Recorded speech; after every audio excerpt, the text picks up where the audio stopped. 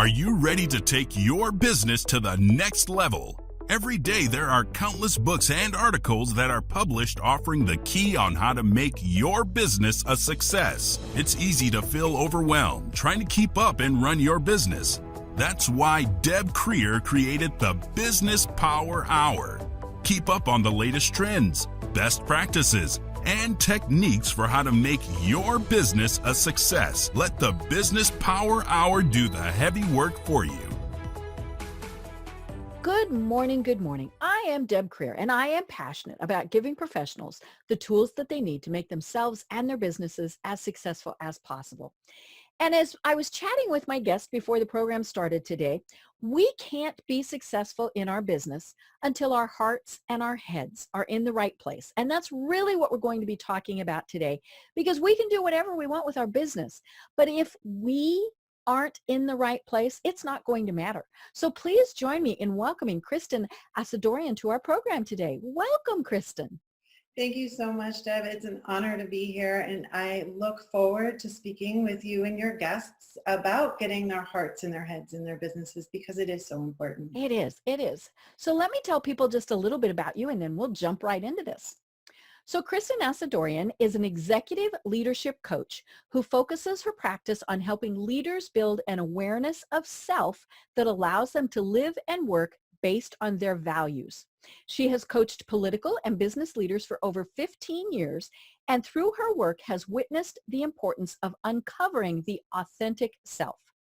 Understanding and prioritizing values and their significance to the success of individuals and organizations is the basis for her one-on-one coaching, the workshops she leads, and the talks that she gives. Kristin believes each individual has the opportunity to step out as a leader and create change based on what is important to them. When individuals and organizations operate based on their values, they show up with a clearly defined purpose, a heightened ability to achieve success, and are guided by compassion and kindness. Oh, this is going to be so much fun. I can't wait to really delve into this. So again, Kristin, welcome. Thank you. Thank you so much. Well, tell us a little bit about how it is that you got to where you are, because I was reading your LinkedIn profile, of course, and you've had kind of a variety of things in your past. So how did you discover that this is your true passion in life?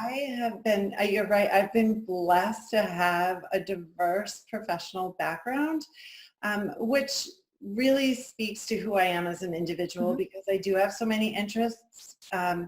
I started off as a political social worker, and that happened because I actually worked as a child care worker. And when you do a direct care practice, learn very quickly that your hands are tied.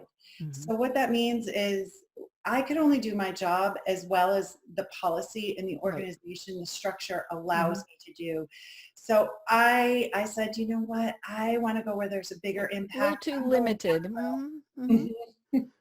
So going back to school and getting my MSW in policy and planning and research gave me that background in community organizing and understanding of how policy and the structure within our political system, how it works, and also being able to really have a true understanding of what it's like to be in the field, on the ground, and knowing, okay, this is sound policy. This is what the people who are actually putting this into practice need.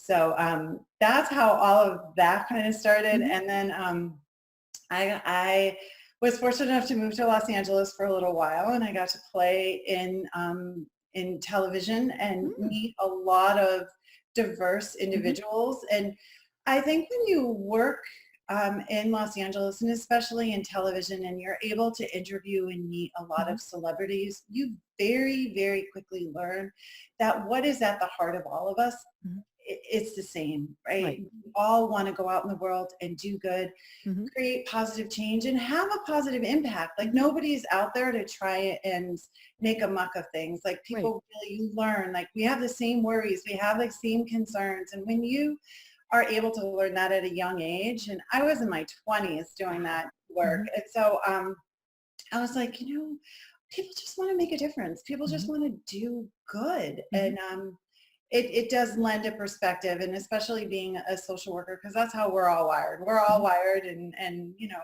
we are that feel good profession. Mhm. So, and when I was done in television and learned that, I do want to go back to social work, I didn't want to do direct care. Mhm. And I had worked on several campaigns. I had started really doing a lot of community organizing. I said, let me go and get this coaching certificate. Mm. It was Mhm. very random. Mhm. And that's how my personality is. It was just kind of like, okay, what's next? And it Mhm. was coaching. And so I went to the Coaches Training Institute and did their core curriculum and Mm. loved it, and was able to combine in this beautiful synergistic way that everything that I did Mhm. in coaching. Right. And that's where I am today. I love it. I love it. And it's interesting because of course the key and the foundation to what you do is having someone find their authentic self. Yes. And as you were talking about who you work with, whether it's politicians, celebrities, leaders, I was thinking so many times we aren't our authentic self, or they're not their authentic selves. They're who they think they need to be. And and we see that all the time. And again, it doesn't matter if it's a celebrity, a politician, or somebody who's leading a church group.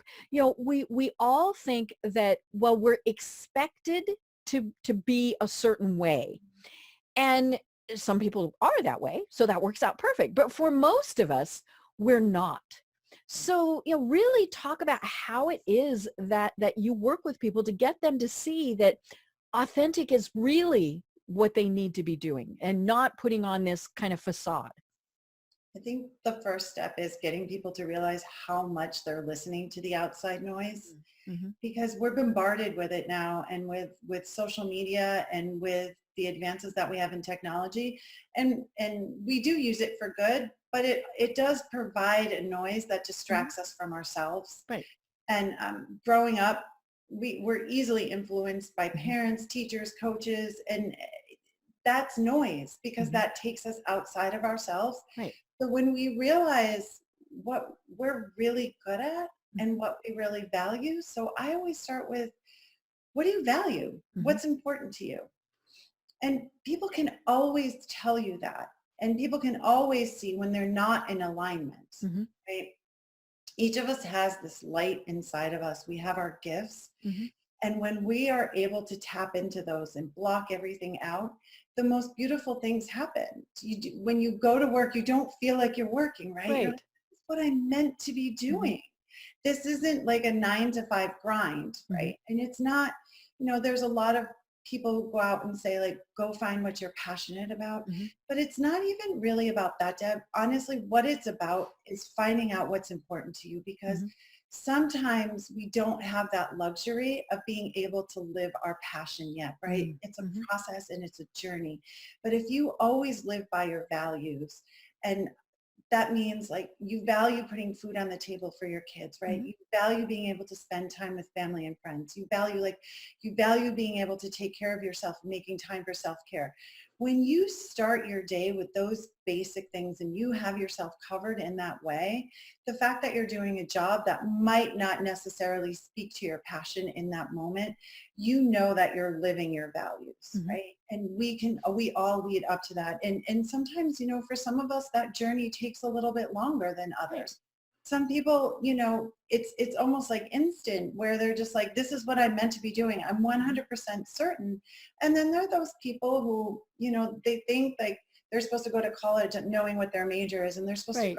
graduate ready to Mm-hmm. enter the workforce and know 100% what that doesn't, most of the time, Mm-hmm. it doesn't work out that way, Right. because sometimes you really truly have to find out what's not working for you before you can find out Mm-hmm. what. Right. It's like, oh, and we feel that in here, right? And it's, oh God, I got to get up and go to work. I've got to go to school. I've got to be married. I mean, how many times have people been told you need to be married and have 2.5 children by the time you're X age?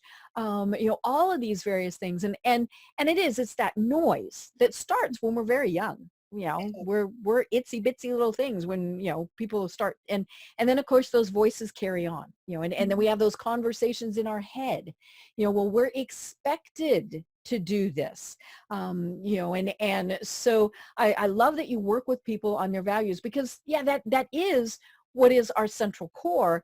And, and then everything else should come from that. Right. And I think that when everything else does come from that, you have a firmer understanding and this awareness of self that allows you to be in the world more confident, right?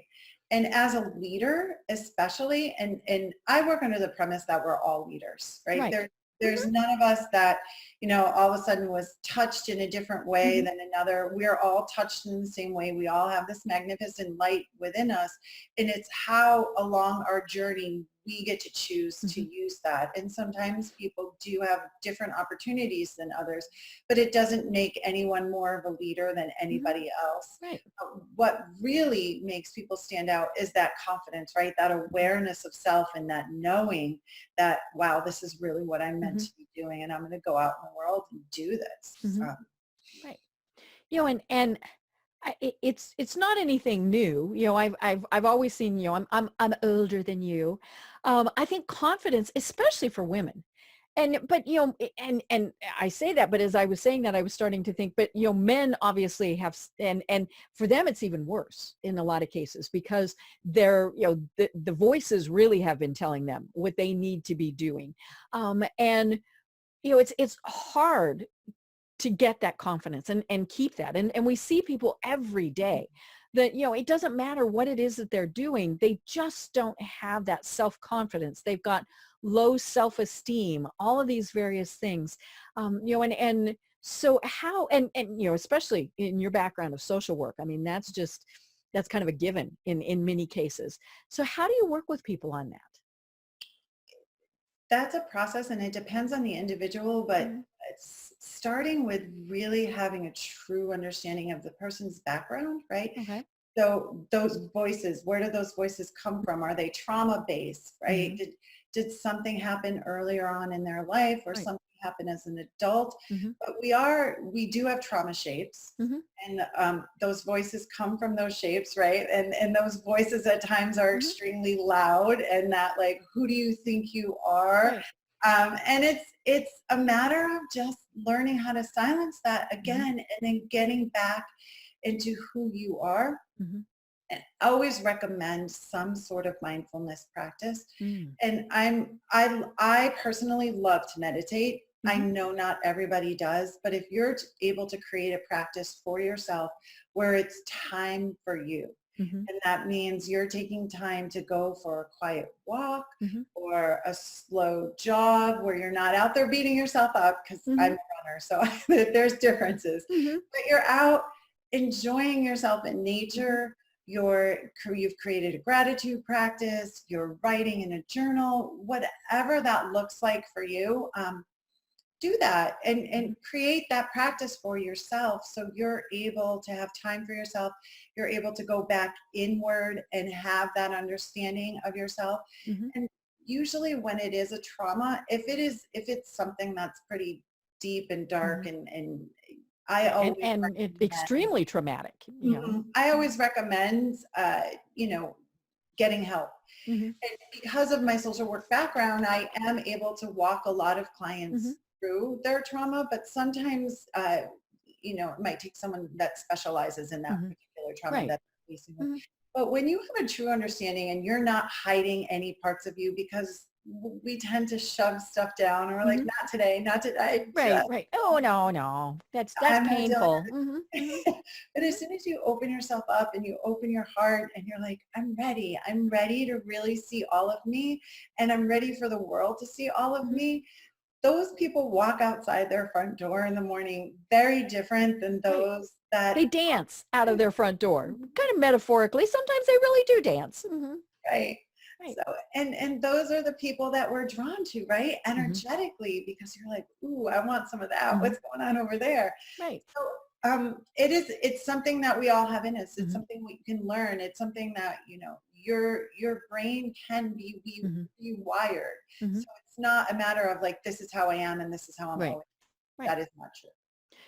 And then we have the trauma voices, and I think everybody has those to some degree. I mean, clearly people have some that are extreme, Right. in forms of abuse and things like that.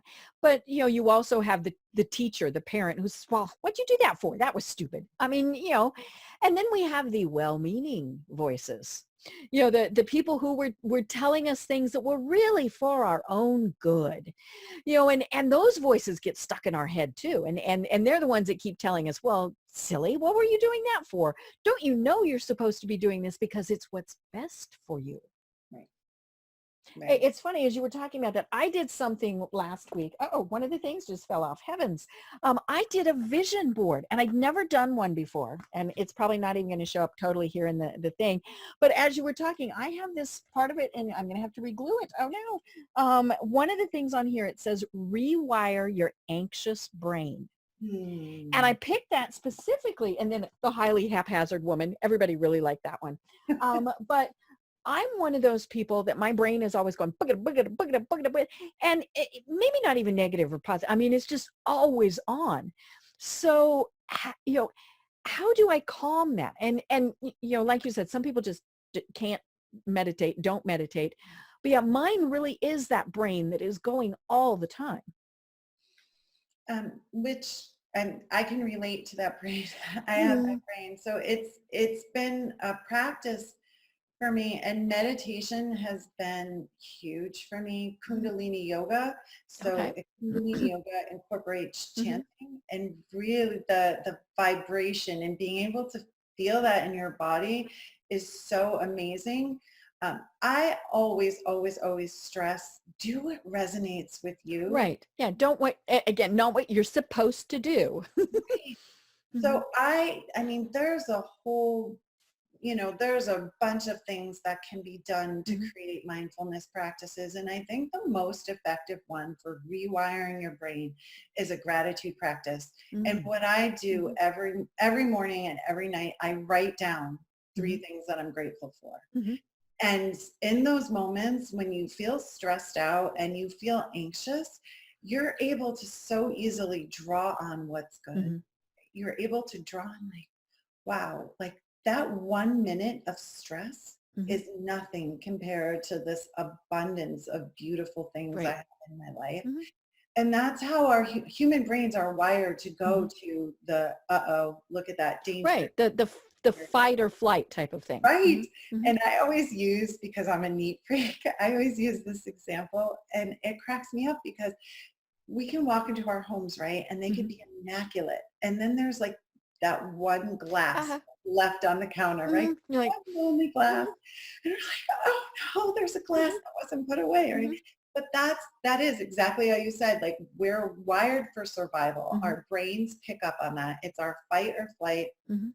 And because of the level of stress that we're dealing with in our day-to-day lives, and because of the stress mounting so much, and overall our nervous system's responding to that, we do have increased levels of anxiety in our Mhm. society. And people are really, their bodies are really tuning into that and feeling that, right? Mhm. Your mind and Right. your body are one. They Mhm. work together. They're in constant Mhm. communication. And the fact that we have levels of illness, right? Mhm. And just what is popping up for us as human beings right now is really, it's just a byproduct of Mhm. the level of stress that Right. we're facing. Right. And I truly believe that it can all be undone. Mhm. And it can be undone once you just ask yourself the simple question of, do you want to be healthy? Mhm. Do you want to live to your fullest? Do you Right. want to live a fulfilled, Mhm. happy life? Well, sometimes that just means slowing down for a Mhm. couple minutes. Right. And I'm not saying, like, you know, go move to the beach as Mhm. much as Oh. some of us might actually Mhm. like that, but it might not be our reality. Mhm. But to be able to take that Mhm. vibe, right? That Mhm. like surfer, Southern California Mhm. vibe, Mhm. That laid back. Mhm. yes, Mhm. throughout the course of your day. I mean, Mhm. there's something to be able to be said for that. There's something to be able to say, like, to catch yourself in moments where you're starting to feel that anxiety and that stress and that pressure build up in your body, where you're going to say, you know what? I'm going to get up right now. I'm going to go for a walk, or I'm going to sit and I am going to take a couple deep breaths, or I'm going to, even call somebody that you find calming, right? Like whatever that looks like for you, or write down, like right now in this moment, I am stressed out because so-and-so said this to me. Like write it down, keep a log.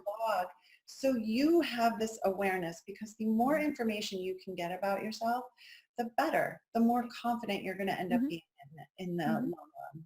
Right. And I think one of the biggest things that causes a lot of the issues is this little thing right here, or the bigger, the computers, all those things. Social media, it's got to be one of the worst. And, and I love it. I'm a Facebook person, all these various things, but that's also a big source of a lot of the problems. I think that's where we end up not being authentic, because we think, well, we have to post, we have to be perfect. Or we have the people who are the opposite. I'm protected, so I can say whatever the heck I want. I can really be authentic. Whoa, now those, and I mean, even just what you're seeing posted, whether it's, I have a lot of friends who are animal lovers, and that's great, but they will post things that all I have to do is see the picture and I'm just immediately traumatized. And so, and then of course we're also thinking, I have to check that email. I have to do this. I have to do that. And so, maybe you're not meditating, but maybe you've turned your phone off for 10 minutes. 10 minutes, people, the world will not stop. It's true. And being able to just turn off is really a big deal. Being able to be mindful and present in your moments, and not thinking about the emails that you have to return. Because guess what? There's always going to be emails to return. Right. Always. It doesn't matter, because you can think that you're a superhero and cleared your inbox, and within 5 minutes you're going to have There's more. I'm like, really? What the heck? So the best thing that you can do for yourself and for your families, especially if you have young children, is just be present with them, enjoy them. It makes all the difference in the world. It really does. Right. And it is something that, I mean, you stop and think, 10 years ago, we weren't attached to our cell phones. For one thing, they were too big, or they were attached to something else. I mean, all these various things. And so we survived just fine without them. And so it's funny, I keep touching mine because it has the timer for the program, but, we did just fine without them. And, clearly there are times where we need to be watching, somebody might be ill, somebody might be traveling, all these various things. But for the most part, it can wait. I'm always in awe of the people who tell me, I check my email twice a day. Oh, no, I couldn't do that. And now if I could get down to 4 times a day, that might actually be pretty good. And so, or, not checking Facebook, not checking Instagram, not, even maybe not reading the newspaper, not watching the news, all of these various things. Get back to just you. Now, maybe it is that you pick up a book. To me, that's how I relax. I lose myself in a book, and that allows the rest of the world to go away and turn off. So it's like you said, it's whatever works for you, find it and get there. And now here's the really important thing. Don't feel guilty about it. This now granted, I mean, if you're reading, if you're doing something, if you're getting carried away, but when you're helping yourself, you're going to be able to help everybody else better anyway. So it's okay to do this. It is. I'm glad that you stressed finding what works for you. Once we're able to do that and create habit and practice around it, whether it's getting down to checking your emails 4 times a day versus 6, but it's something that you have to be comfortable with, because if you are only checking 4 times and your mind is constantly going, are you thinking, what am I missing? What am I missing? What am I missing? That's not effective, right? So creating that practice that resonates with you. And the thing that I get to do, and I'm really good at, is really working with my clients to find that balance, right? Like, where is that spot for you? Right. Is it the 4 times or the 6 times? And any coach will do that. And that's why, the style of coaching that I do is called coactive. That's what I was trained in with coactive coaching, where we're in relationship together. So I'm not telling you what to do. You get to bring all of you to our relationship, and I get to help you uncover more information about yourself. And then we get to create practices that help you reach your goals. Right. And so it's very individualized. It is frustrating when and even for me, someone who really truly does believe in meditation, but the people are always like, just meditate, just meditate. But if it doesn't resonate with someone, it's not going to work. Right. If that person's not going to sit down and they're not going to be in meditation. I tell people, like, before you start your car in the morning, as long as you're not freezing and in the Northeast in Colorado, sit in your car for a couple minutes, just take a couple deep breaths, think about like an intention for the day, or something that you need to get off of your desk. Like, just focus on something, bring yourself like back in, right? It's not, it doesn't have to be complicated. It does not. In fact, when it is complicated is when it's not working. Right. Yeah. Because then our minds are going, bugga, bugga, bugga, bugga. Yeah. Right. And you mentioned, writing down the gratitude things. And it's funny because I've talked with guests about these, and one of the things that I always, and I don't do this, and it is something that, of course, my mind keeps saying, I should do this, but then I don't. So clearly there's a mismatch. But, it's not, I'm grateful that I made $1 million today. Maybe it's, I'm grateful that I got to work 5 minutes faster. Or, I saw and I live in Atlanta, and the trees are already starting to bloom down here. So, I mean, it's February and the trees are blooming and they're already so pretty. That's a pretty cool thing to be grateful for. Does it mean the world? I mean, it means nothing really, but it's still something that you look at and you go, oh, wow, because that means spring is coming and all of these other things. So, your gratitude things don't have to be these monumental things either. Most of the time, they're not for people.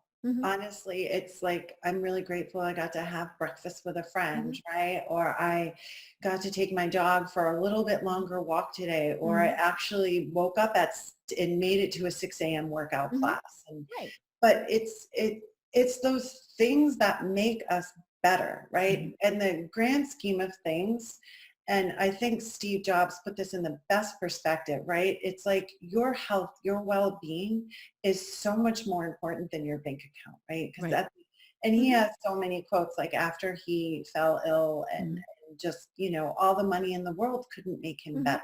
Right. So, work hard, enjoy your work, but also enjoy being you, enjoy the people around you, and enjoy the beautiful things, right? The blooming flowers, and just, even a rainy day, like enjoy it all. Right. And I was telling you before the programs that we had a turkey wandering through our yard this morning. I was like, what the heck? And so I'm tiptoeing to try and take a picture of it, and it went, bah! But, and to me, that was so cool. I'm texting my husband, I'm texting the neighbors. I'm like, this is the coolest thing. It was a turkey, but it was still fun. It's nature. It is cool. Right. And, luckily I live in an area where turkeys do go wandering through on occasion. So, but. Well, at the start, you mentioned, the core is having someone determine what their values are. So let's take it that step further. How can we use values and have value-based leadership? And what does that even mean? So what that means is we get to bring ourselves to our organizations, to our communities, knowing what's important to us. So I'll give you an example from my life. What's important to me are my children. My family is very important to me. And my kids love being part of what I do. And I love that they love being part of what I do. So I created curriculum. It's called Become. It's bold, energized, compassionate, open-hearted, mindful education. And of course it needs an acronym. Of course. And I started teaching it in my son's school. And it's leadership for young people, but Mhm. it's the same premise in which I work Mm. with adults. Mhm. And so it's basically like really understanding what it is that's important to you. Mm. And knowing every day that might be different, Mhm. right? Every day it might look different, Mhm. but our core values do stay the same. Right. And most people, when you ask them what they value, Mhm. family is always up there, right? Mhm. Having time to spend Mhm. with their friends and their family and just being able to relax. Those are very high on the Mhm. list. What this curriculum does is bring these young people into themselves Mhm. by using movement. And Mm. so they're out, they're running, they're talking to each other. And Mhm. I think one of my favorite exercises that I do with them is they go out for a run and they're partnered off. But before they go for a run, they need to advocate for themselves for how they're feeling because this is at the end Mm. of the day. Right. So if they're tired, they need to say, you know what, I'm feeling tired. Mhm. And the person, their partner needs to hear that. Mhm. And this is Yeah, we're not doing a marathon today. right. This goes for any relationship, Mhm. right? This effective Right. communication, whether you're in a personal Mhm. relationship, whether you're in a professional relationship, or it's organizational. We need to be listening to each other. We need to be advocating for ourselves and for others. And so when these kids can turn around and say, you know what, and there might be one that says, you know what, I'm feeling really energetic. I got Mhm. some energy still in me. Do you mind if we run? They have to figure out their piece together, the Mhm. two of them.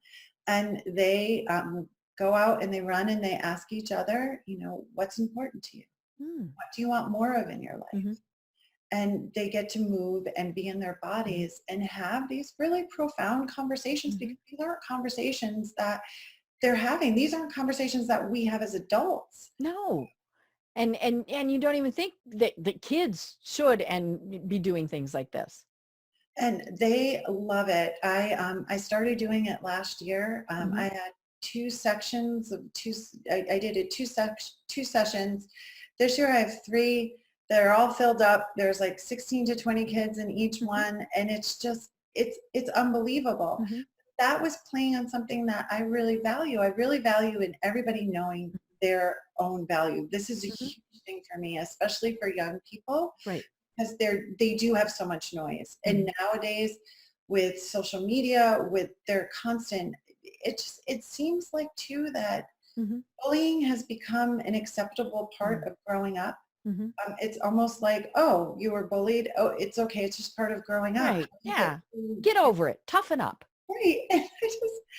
And these are things that no compassion, Mhm. kindness, empathy. These are things that should be coming to mind when Mhm. we think about growing up, when we think about Right. our leaders, when we think Mhm. about what we want to be, Mhm. right? And I want my children to be kind and Mhm. compassionate and empathetic. So of course I want to create something that shows them how to do that Mhm. because honestly, in our outside world with the way we've structured things, how much time do we all have to see somebody actually emulate to us what it looks like Mhm. to be a compassionate leader? Right. You know, Um, and we actually, it's almost that we see the opposite. We see the cruelty, you mentioned bullying. All of these various things. And whether it's, social media, the TV programs, movie programs, video games, all those various things, it does seem like we're seeing the opposite of compassion more than we're seeing compassion. And because, when you see something or hear about something that's compassionate, it stands out because we're like, ooh, that's different. I know there's people now who like post things every time something good happens Hmm. and which is great because I'm on different websites Hmm. and I follow different people who are constantly posting the Hmm. good, which I appreciate because I'm one of those people who have now decided that I'm going to just try and block out the other stuff for a I little know. while. Yeah. Hmm. Not Hmm. that, Hmm. not that I'm in denial of it. Not Right. And you're still getting news about what is important that you need to know, but yeah, you don't need the, focus on. I want yeah. my brain to just Hmm. feel the good, and Hmm. so yes, being able to actually take the time, create Hmm. exercises around what it looks like to be Hmm. compassionate, right? Because sometimes, even as an adult, we might Hmm. not understand like, how do we do this at work and still have a professional boundary, right? Right. People are always worried about crossing the line and What's HR going to say? Right. Now the cool thing is that HR is creating a culture. They're the ones creating the Right. more now people in culture and big organizations Mhm. where they want to create effective communication. Mhm. They want people to have teams that are based on values. And what that means, you had asked, what does that mean within the structure of a lot of organizations? It's just like really creating a mission statement and a purpose Mm. that everybody is able to latch onto. So Mhm. if you're a business who wants to go out and make life easier for other people, so you're Mhm. creating devices to Mhm. help people. Right. Mhm. And I don't know why I picked medical coping devices because I don't really know anything about Yeah. them. But But they help people. they help people. Mhm. And so, but you want people joining your organization who have empathy to that, Right. who are able, it's Mhm. an easy buy-in where it's not just a paycheck, Mhm. but they're actually attached to the mission. Right. And you're not selling that mission to your employees, where Mhm. you're all around the table and you're understanding that the more people that you can get these devices into their hands, the more people's lives are going to be made Right. better. Right. And we'll be honest, there is a monetary profit factor, Mhm. because if you're not making money, if you're not making a profit, then the company ceases to exist. Right. So that is still part of it. But you're right. I think we're seeing more and more companies that are realizing, okay, that is there and we have to have that, but it's not the primary goal. If you're doing good, if you're selling a good product, providing good customer service, all of those various things, the profit will come, but it's not the overriding, oh my gosh, we have to do anything it takes to make money. You're so right. I mean, listen, business is business. That's always going to be there, but the style and the manner in which we Mhm. conduct our business can definitely be more Mhm. effective and more efficient Mhm. and more people-based. Mhm. And when it is people-based and when you're basing it on values, when you're approaching your team with kindness and compassion, Mhm. guess what? They're going to be producing a lot Right. more effectively for you. Right. Well, I mean, it comes back to when we were little kids. If you got yelled at to do something, you might go and do it, but you weren't going to like it, and you certainly weren't going to continue doing it. But if you were approached in the exact opposite way, it's great. It's funny. I was reading on Facebook yesterday. A friend was posting. She has kids that are kind of spread out in age, and she has a fairly young baby and a 9-year-old. And the 9-year-old has been really helping around the house without being asked. Hmm. And he said, well, I am 9 now. And somehow it was just part of him that he had matured. And so, it was, and she of course was thanking him. And, even if it wasn't done right, or, Mhm. things like that, she was still making sure she was showing her gratitude to him. And she said, of course, the cool part was that he was really wanting to help with the baby. But yeah, it was just, if she had said, I need you to go do, he would have done it, but he would have done it once. Now it's something that he continues to do. And of course that works in businesses also, Oh, and certainly in volunteerism, things like 100%. that. 100% in businesses, when you step into an environment and you're like, ooh, these are my people, we're all on the same page, right? Mm-hmm. You're working, it doesn't feel like work. There's just this flow, right? Right. When you're able to be in flow, when you are able to have this understanding where you're like, we're in alignment together, Mm-hmm. your mindset is there, like, it's this beautiful thing. And there's more and more businesses who Mm-hmm. are finally understanding that let's get our employees in flow. Let's Mm-hmm. create an environment where we're encouraging them to Mm-hmm. be creative. We're encouraging them to bring themselves to work, and this level of efficiency that is Mm-hmm. created when doing that is just, it's fantastic. Mm-hmm. Right. And there are times where when you really start going through this, you think this isn't a good fit, Mhm. for whatever reason, and so that's got to be interesting when you're working with someone and they need to go in a different direction. It is, but again, it's that knowing yourself, right? Mm-hmm. And knowing Right. your values and going Mm-hmm. back to, okay, I now know what isn't going to Mm-hmm. work. So that brings me a little bit Mm-hmm. closer maybe Mm-hmm. to finding what it is, Right. because there are a lot of people Mm-hmm. where we say, in coaching, what are you going to say yes to and what are you going to say no to? Mm-hmm.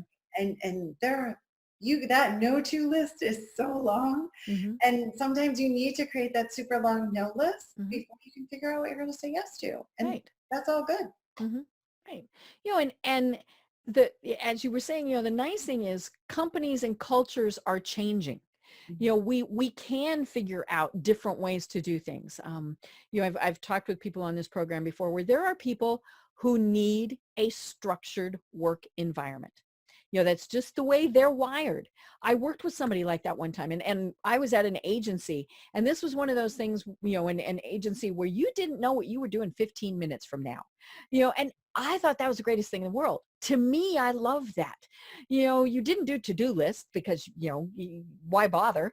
And now granted, you knew what needed to be done and things like that, but it was constantly changing, priorities changed, all these things.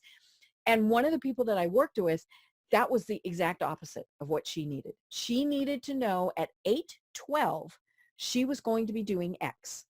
And, and she lasted about a year before she finally just said, I can't do this anymore. And so that was part of knowing who she was. And it was funny because we all thought, what do you mean? But yeah, I mean, she just needed that structure. There are obviously people who need to be in a corporate environment, while there are other people who need to be entrepreneurs, and be out there on their own.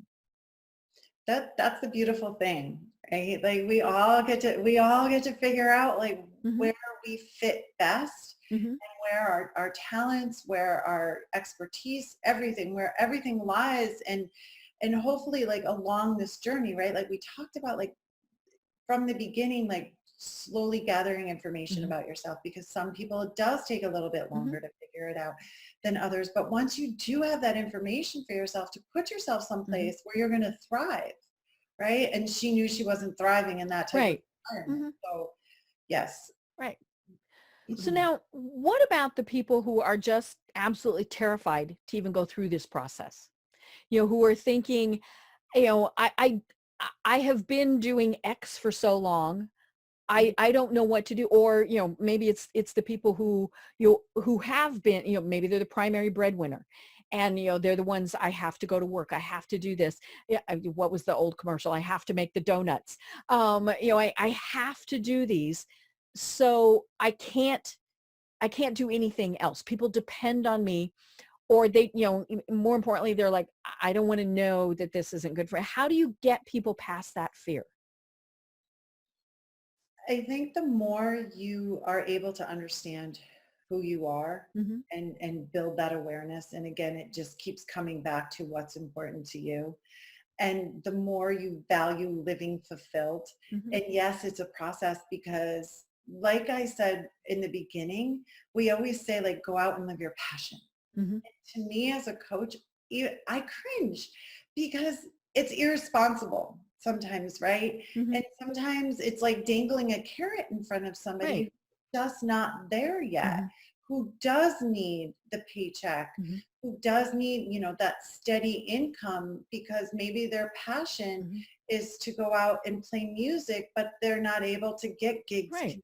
consistently, and they're So all not you're going to do is just really make them in pain when they right. realize that they can't do their passion right now. Right. But figuring out, right, because the Mm-hmm. beautiful thing is that we can make choices in our life, Mm-hmm. and we can say like, okay, on Friday nights, I'm going to find a place where I can go and play my music, Mm-hmm. and slowly get you to a place where you're doing more and more Mm-hmm. of what you really truly Mm-hmm. enjoy doing.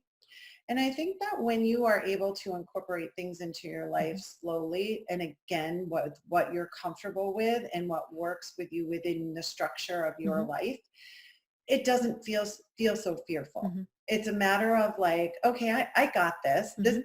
This part's easy. Mm-hmm. And creating, as soon as we can create that ease, right? Mm-hmm. That's when the confidence comes up. That's when you realize that,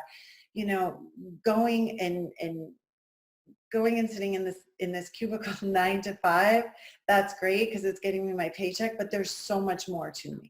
Right. So they can And volunteer, they can do all sorts of things. volunteer, Mm-hmm.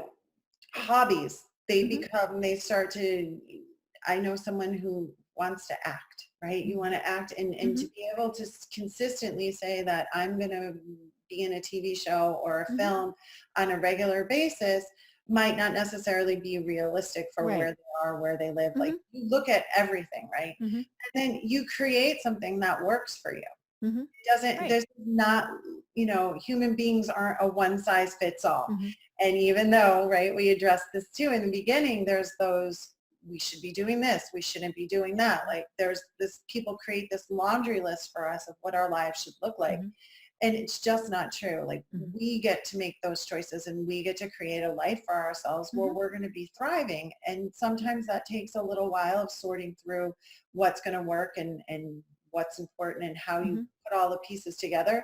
But it really, truly is possible. Mm-hmm. Right. It's funny, as you were saying that, I was thinking about how people say millennials are so different than baby boomers and all these things. And my first reaction to that is, no, they're not. We all want the same thing. It's just sometimes we go about it differently. I mean, the baby boomers really were, we have to work, we have to bring home the paychecks. And, the much younger generations are thinking, maybe there's a different way to do this. Doesn't mean that we don't still have the same values and think the same thing is important. Right. And you make a good point, because the baby boomers were the children of their parents came through the Depression. Mm-hmm. Right. Like, it's very different. And millennials are just growing up in a very different economic environment, Mm-hmm. where, unemployment rate is very low right now Mm-hmm. in this country. Right. They get to make choices Mm-hmm. that we necessarily didn't have, where we were just like, oh, we just have to take this job because it's available right Mm-hmm. now and it's being offered to us. Right. And they're fortunate. They can go out, and now what I love is you could take a job and be there for a year or two and switch. And Mm-hmm. it's not looked at. There aren't people Right. who are expected to stay at companies Mm-hmm. for a lifetime anymore. Mm-hmm. There's no such thing as a lifer. Right. I mean, I'm sure they still exist. I shouldn't say that. I'm married to one of those. Mm-hmm. It's not the norm anymore, Right. right? So, which is, things change. Things have changed for us culturally, and the millennials are a byproduct of that. You're 100% right. Their value system is still there. Mm-hmm. They still want to go out and work and work hard and figure out what it is that they want to do, Mm-hmm. and who they want to be, and how they're going to best thrive and be fulfilled. Mm-hmm. No different. Right. No. I think a lot of times the baby boomers are jealous. And I think that is, I say that a little tongue in cheek, but I think it is true. We're thinking, wow, if we had only had those choices, those opportunities. And the funny thing is, in some ways we probably did. We just weren't brave enough to take them because of those voices, because of all of that pressure. Right. Brave enough to take them, because, Mm-hmm. We did get voices from, our Right. parents and our Mm-hmm. grandparents, and they were loud. Mm-hmm. And now too, like, what we have to understand is that baby boomers helped create what is today. Mm-hmm. Like, Right. this is a beautiful thing, right? We Mm-hmm. know we're getting better when the next generation isn't suffering through the same things that we've suffered through. Right. Right. So when we see, because we always look at it, I'm Armenian, and for us, we know we're successful when the next generation is more successful than Right. we've been. Right. Like, we look at our kids and we're like, yes, Mm-hmm. we did it. And Right. we can sit back and we can enjoy the remaining years of our lives, right? Mm-hmm. But that's how it should be. Like, Mm-hmm. you don't want this generation to be going through and Right. struggling Mm-hmm. through the same struggles that Mm-hmm. you were. That's not progress. You want No. progress. Yeah. Well, and, but again, we have to remember it has to be what they want. So it's not, you have to go to college. You have to get married. You have to be working. I always laugh when people are like, yeah, my kids are still living in the basement and they're in their 20s. Okay. There's a variety of things that are going on there, but it's if hopefully it's working. But it's one of those things that, it's just what's going on now. But when we look way back, and obviously especially with certain cultures, it wasn't just that the kids were living in the basement. Grandma was living there. The great aunt was living there. I mean, it was this whole big thing. And somehow we got off into this, oh, well, it has to, it has to be just the small family unit.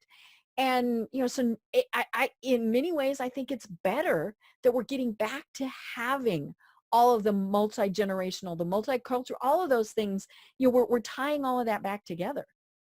I agree because we learn from one another. Right. Right. And yeah, learning how to cook from grandma or hearing grandpa's stories, all of those various things. And, and then maybe they're learning how to text, and all of these things. And I think that's what's fun about this is we have gotten back to going, oh, this works. This is okay. Mm-hmm. It is okay. And clearly in many cases it is a culture, because there are some cultures that's just going to be the way they always are. Oops, as I knocked my microphone. Somewhere I think I was Italian. I'm really not Italian, but that the hands have to go all the time. But yeah, it's interesting how we see these things, and then when we put that into a business practice and see that, okay, how are we going to have this, because we are going to have all these different generations sometimes in a company. How are you going to work with them? And it's honestly a matter of learning how to celebrate everyone. Right. Which sounds like, oh, that's great, Kristin. And, in mm-hmm. your happy little world. Yes. Right. But no, it's possible. It's possible to uplift everyone, right? Because what we want to do as human beings, what we should want to be doing, because I am in a should on this one, is empower one another. Right. Because when one of us rises, we all rise. And I've always seen it that way. And when we get into the business of holding each other down, when we get into the business of helping to create those voices in the heads of people that leave them feeling lesser, right? Prevent them from feeling 100% themselves and going out and living what their true purpose is and their truth, that authentic self that we talked about. That is doing a disservice to everyone. When one of us can't get in there and figure out who she or he is to really understand, and that means all aspects of their life, whether it's professional or personal, like how they want to be in their lives. When they aren't living that truth, we all lose out. Right. We really do. And clearly there are times where everybody has to adapt, be flexible, things like that. You might have somebody that you're working with that really is going to work best from 6 p.m. to midnight. They're going to work from home, all of those various things. But when there is an employee staff meeting, they need to be there. Right. And so that is part of being that good leader and knowing how to work through those, and so it's not wagging the finger and saying, you will be here for the meeting. It's explaining to them why it's important that they need to be there. But at the same point, letting them know it's not optional. You do need to be here for this. But, and it's tricky. I mean, and clearly there are some businesses that, have less flexibility than others. That's a given. But that comes back to knowing yourself. Can you be in, and, can you work in a business, whether it's your own or, something like that is less flexible? Or do you, what are your options? And it's also, as the leader of the organization, knowing like how your people best thrive, how are they best producing, how are they best creating and getting you the best outcome, right? And if it is working from, over that overnight shift, so be it, as long as within the structure of the day-to-day, they're doing what they need to do. So they're answering emails or showing up at meetings physically when they need to show up. But I say, if you're able to do that as a leader, kudos, because you're gonna have a team that's so much more effective. And it is hard because you have to explain things. If I find out, well, wait a minute, that person never comes into the office, I might be jealous. I might be annoyed, all these various things. But when I realize, okay, that's what works better for them. They have 5 kids at home that they homeschool, whatever, when you, and that comes back to communication, and then if I know, what, they're still getting their work done, whether I'm the leader, whether I'm the peer, the coworker, all of those various things, it really is all about that communication.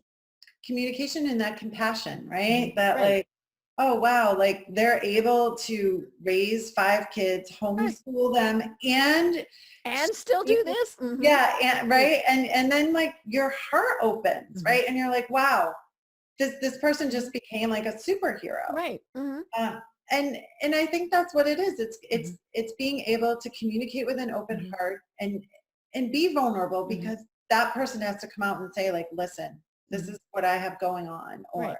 whatever it is. But it's communicating Mhm. openly. It's communicating in a way that's effective and Mhm. allows everybody's needs to be Mhm. fulfilled. Right. And being compassionate, we've talked about that through the thing. That's not a bad thing. And I think that is one of the things that we have been told is bad. Don't, or part of it is, well, you don't want to know about their private life. No, can't do that. And we've, in many ways, I think and maybe it is my generation, we've been told not, you have to, and especially if you're the leader, you have to be tough. You have to be, back to those voices, those, all of those various things. No, it's fine to be compassionate. And as you said, it's actually going to make you the better leader. 100% is going to make you the better leader, because your people are going to know that they've got your back, that you have their back. They're going to get your back. Mhm. And it just makes for an overall, it's just an overall more fulfilling Mhm. environment. Right. Right. It's funny. I keep thinking about a story that I posted on Facebook. And it took place here in Atlanta over the weekend. There was some middle school basketball tournament, and it snowed here. Now, this does not happen. So, everybody here kind of goes into a tizzy and a panic for a variety of reasons. And so for one of the teams, only one cheerleader was able to make it there. And bless her heart, she was still cheering. One of the other squads came over and helped her cheer. Now, and somebody pointed out, they said that was actually against the rules. And I'm thinking, wait a minute, that's a stupid rule. Mhm. But they didn't care because they were being compassionate for her. They didn't want her there by herself. And the videos that I have seen are so cool. And, and it taught everybody, you know what? It's okay to go and help somebody else when they need help. For sure. And I think that our kids are great role models for us. Right. Oh yeah, They're because I'm thinking adults wouldn't have done that. In fact, we would have probably gone, look at her, look at her. it's we now know better, right? Right. We know better. We're able to block those voices Mhm. out, hopefully more Mhm. effectively. We're Right. able to be there for one another. We're able to support one another. And hopefully this means that we're able to thrive and live Mhm. fulfilled lives that Right. are full of abundance, Mhm. right? That's Right. what. And back to being authentic. We are creatures that were built to help others, and I don't care what people say. I think we were, now that's not get taken advantage of. That's a big difference. But, I think we were meant to help others, to be compassionate, all of these various things. And sometimes they don't even know it. They don't even know that you did those things, but you feel better here. Yes, you do. You feel better here and here. It Mhm. actually helps your brain. Right. Yeah, it It gets does. those good serotonins going. Reduces stress and Mhm. anxiety, and you'll end up living longer. So be kind and compassionate. Perfect. Well, oh my gosh, Kristen, we are at the top of the hour. This has been so much fun. I love talking about things like this because, it is something, as I mentioned at the start of the program, we can be, we can have this business, we can have our website, our business cards, our business plan, our marketing plan, all those various things. But when we are not being authentic to ourselves, when we're not following our own values, none of that even matters. And we might actually even be extremely successful at it. But that's why we have the increased heart attack rates, all of these various things. So be compassionate, be authentic, care about other people. So tell us how they work with you and how they connect with you. So you can find me on the web at kacoach.com. My email is Kristin, Kristin, at kacoach.com. And you can also, I post a lot on Instagram. My Instagram is at kacoach. perfect. I love it. And this has been so much fun, and I hope that people have gotten a lot out of it. So is there anything final that you would like to leave everyone with? My final thought is please, please, please be kind, be gentle to yourselves, find out who you are, block out those outside voices so you can really go in and build that awareness of self. So we all get to see you in the world confident and shining, because it really does matter. I love it. Well, I'm Deb Creer. I've been having an absolutely fascinating time talking with Kristin Asadourian. And until next time, everyone have a great day. Tune in for our next program for even more trends, best practices, and techniques for how to make your business a success. The Business Power Hour, hosted by Deb Creer, is proud to be part of the C-Suite Network.